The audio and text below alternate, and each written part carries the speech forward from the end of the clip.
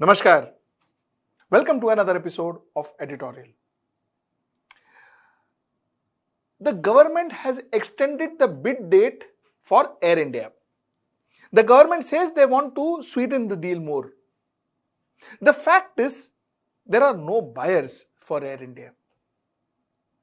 Now, there are a couple of questions that comes to mind. Question number one is, why are there no buyers for Air India? It's got a fantastic fleet of aircrafts, brilliant sectors that it flies to, fairly decent staff, especially their pilots. Then what went wrong with Air India? And also the fact that Air India has managed to create a debt of around 60,074 crores as on 31st of March 2019. 60,074 crores for the government of India. That is the kind of debt that Air India has managed. Now, why? How come? What was the government doing all this while? All this while, what was the government doing? Nobody took any steps. And they just allowed the debt to pile up. Is somebody responsible? Will somebody be held responsible? Will somebody be questioned? That's the question I intend to ask tonight, and I have a very distinguished guest. I have Captain Mohan Ranganathan, aviation specialist with me, and I will discuss with him as to these basic questions as to why did Air India not do well with all the kind of infrastructure it had. Let's get right into the show.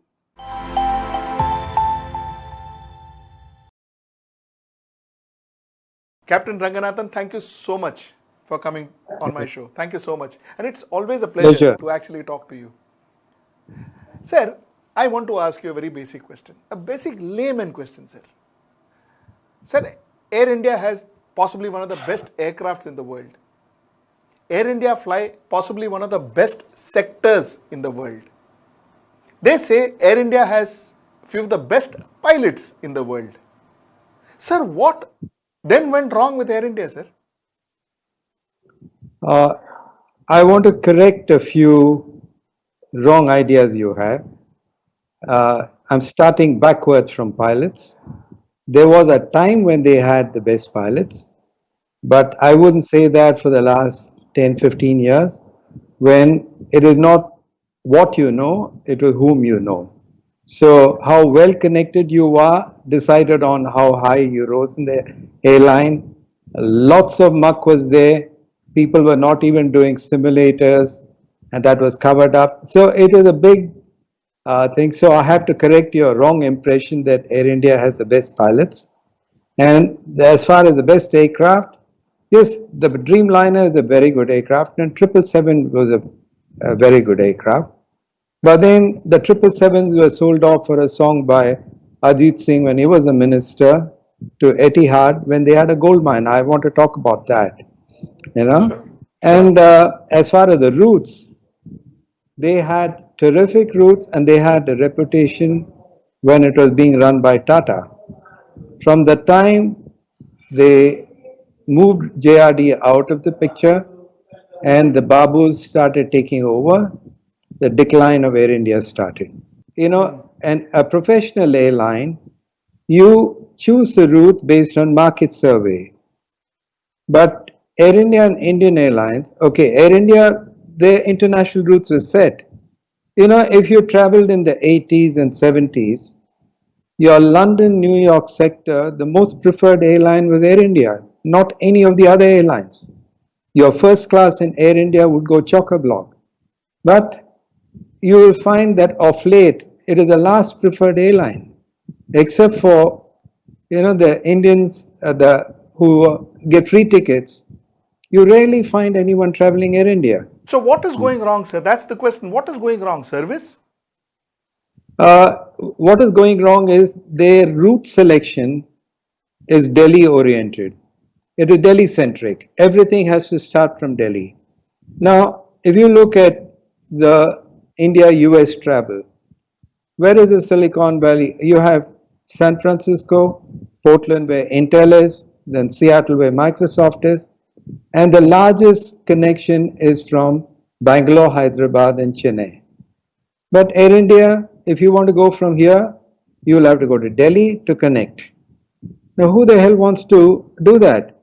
So, if you look at Lufthansa, British Airways, Singapore Airlines, and Cathay, they started these sectors to cater for the IT industry. That's where they picked up. What started at 3 days a week and 4 days a week became daily and sometimes two flights a day. And that is how they picked up. Hmm. Sir, But so Air India, everything is Delhi centric. till 2007, Air India was profitable. Air India started becoming unprofitable after 2007 and especially after the merger between Air India and Indian Airlines. What went wrong there? You see, it was merger only on paper. There was never a merger. You see, it was a forced merger, but then you had the two operating independently under one head. But they were paralleling the, like if you take between Bombay and Dubai, Indian Airlines operated, Air India operated till the full merger took place. Same way in Singapore, I was flying there. You had Indian Airlines office and an Air India office.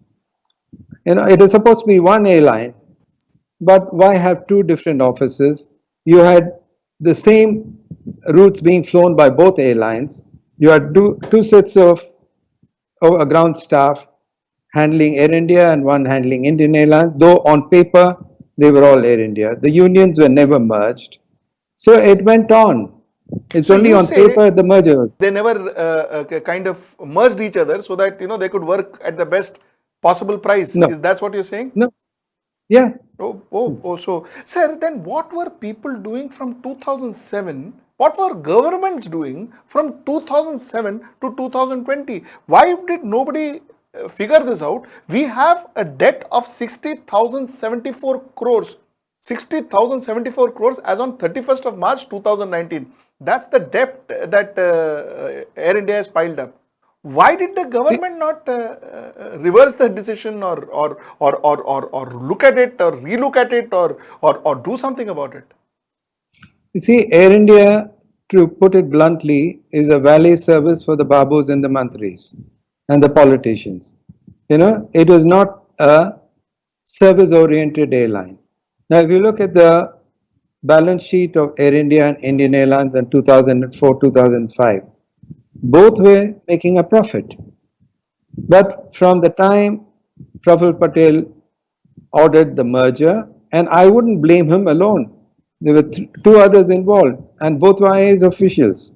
One was Tulsi Das, and then Arvind Yadav.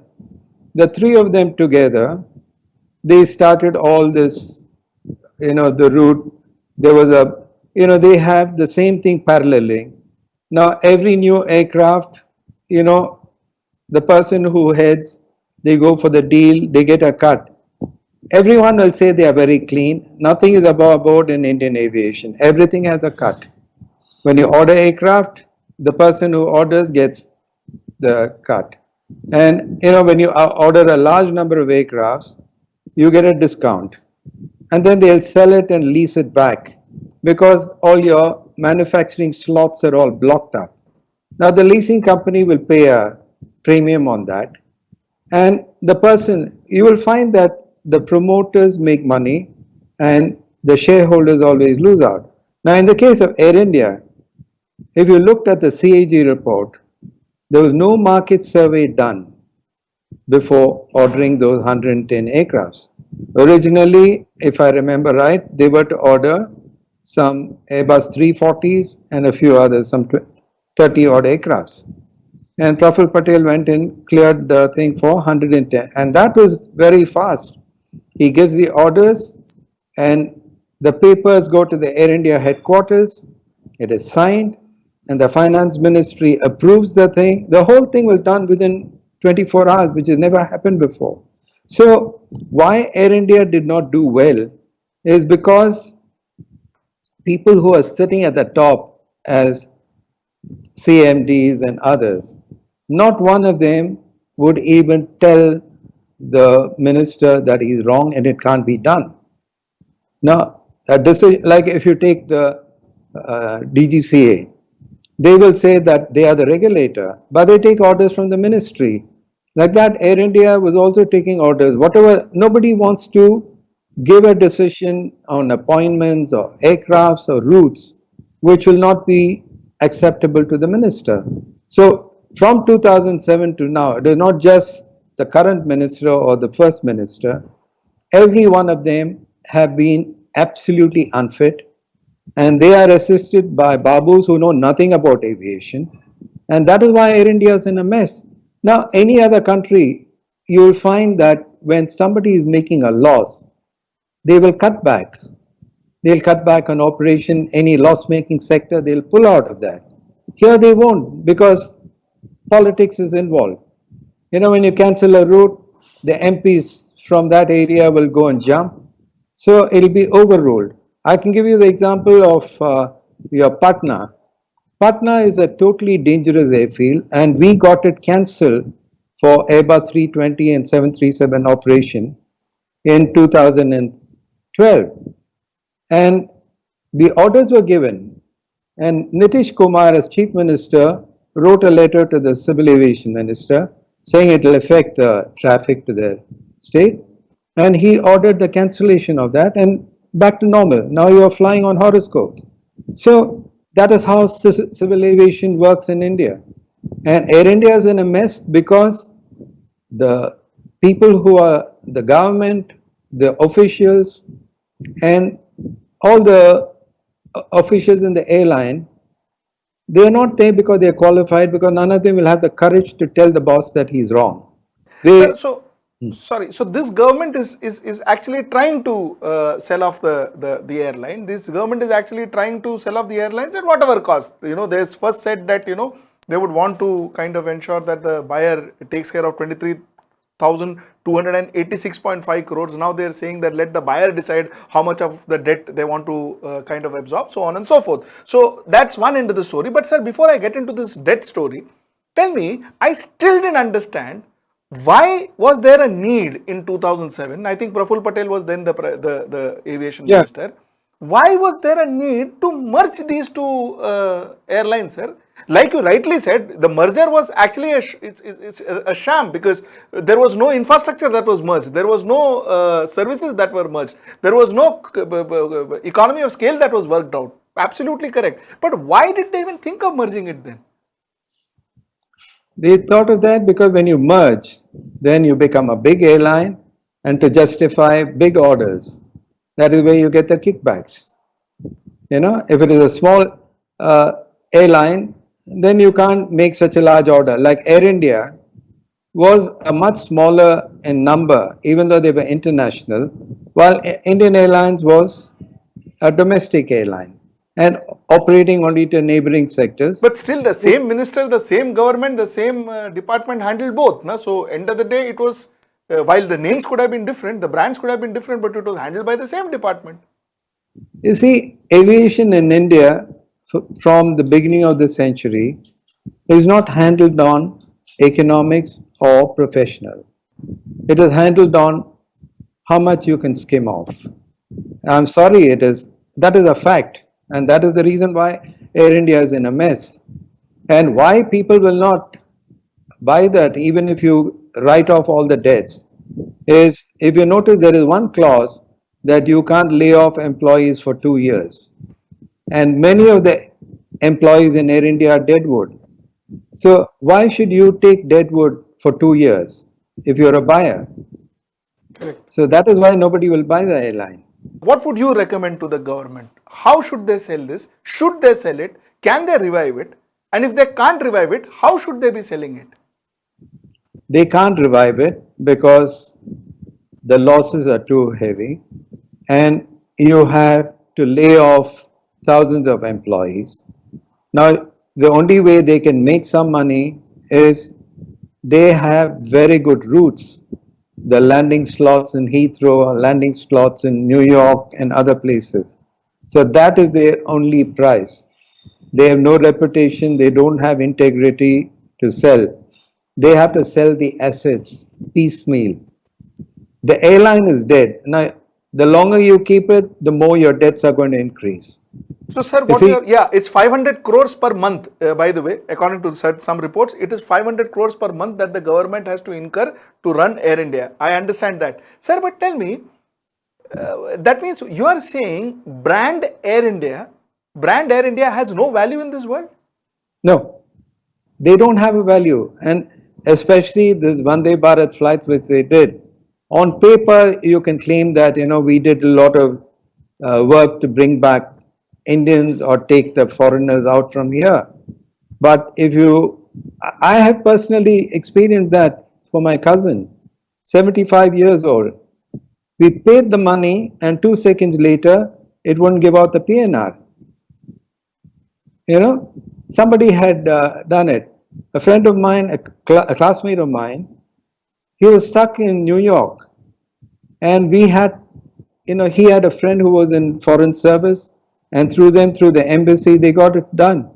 And that is how the whole thing came up, you see. And he was able to get. But I know several others who said that they will never ever travel Air India. They were waiting for United and others to start. And that they were charging more than double for the tickets.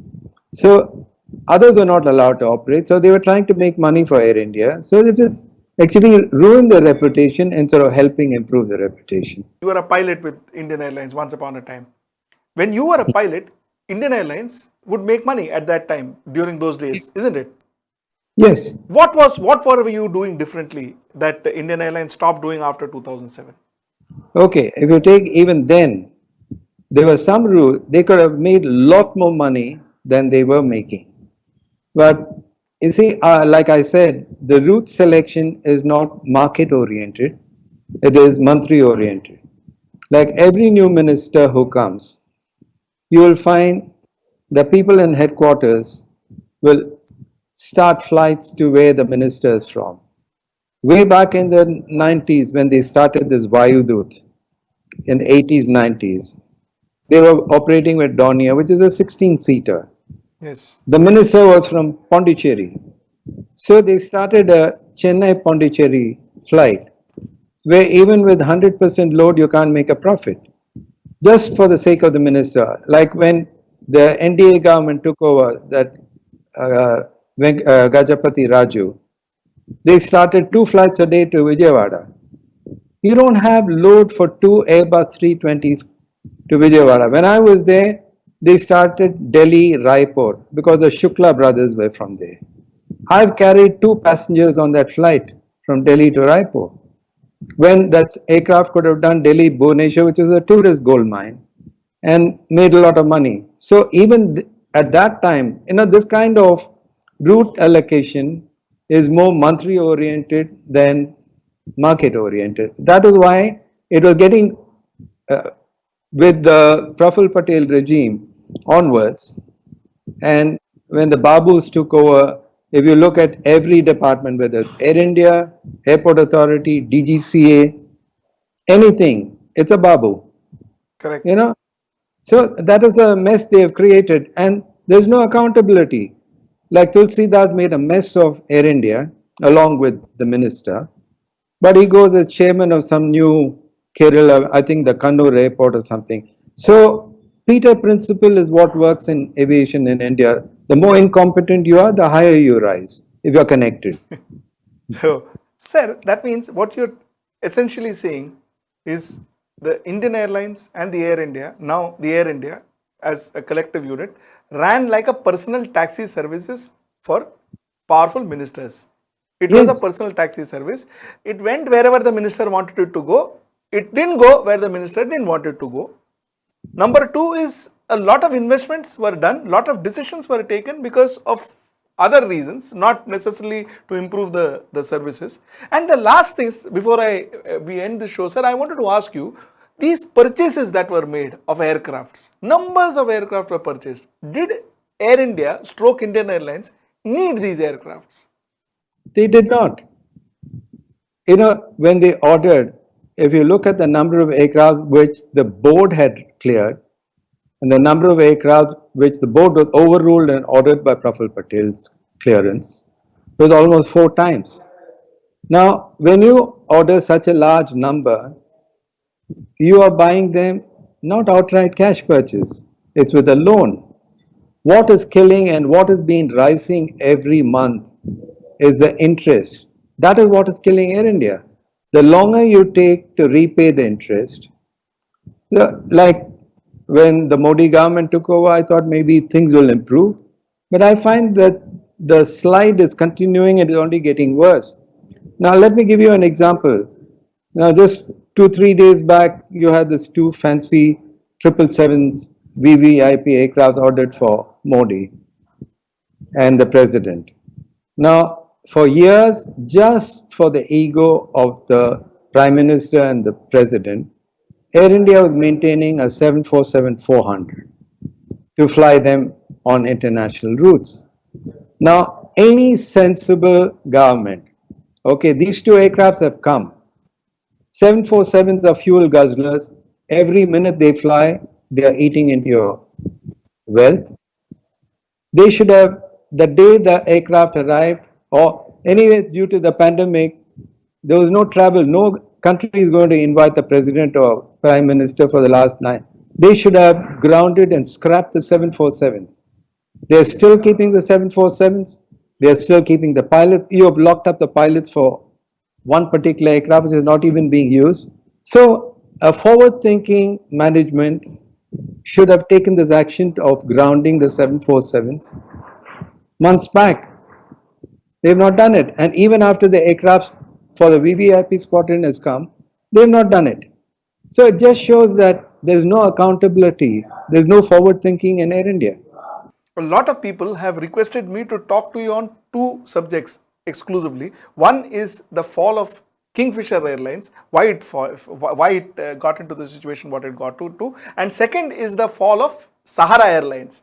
Sir, I want to do two shows with you in the next coming weeks on these two airlines particularly.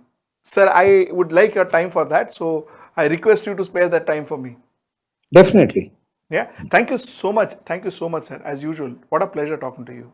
So that was what Captain Mohan Ranganathan had to say. He spoke about four things. Number one, he said the national carrier, both Air India and Indian Airlines, were used like taxis for the mantris and the babus. So the mantri decided the sectors, the mantri decided where they should fly, how they should fly, whether it made money, whether it didn't make money. That was one of the biggest problems, number one. Number two is the downfall came after the merger, that is 2007, merger between Air India and Indian Airlines. Now, the reason possibly that it all collapsed is because the merger was only in paper. The two airlines function as two different airlines with cost here and cost there. There was no economy of scale that was worked out. With mergers, you use common offices, you use common platforms. That was not worked out. They were functioning like two different airlines. So the cost only added. It didn't actually, it didn't waive off any cost. So that was the second thing, which very important thing that he said.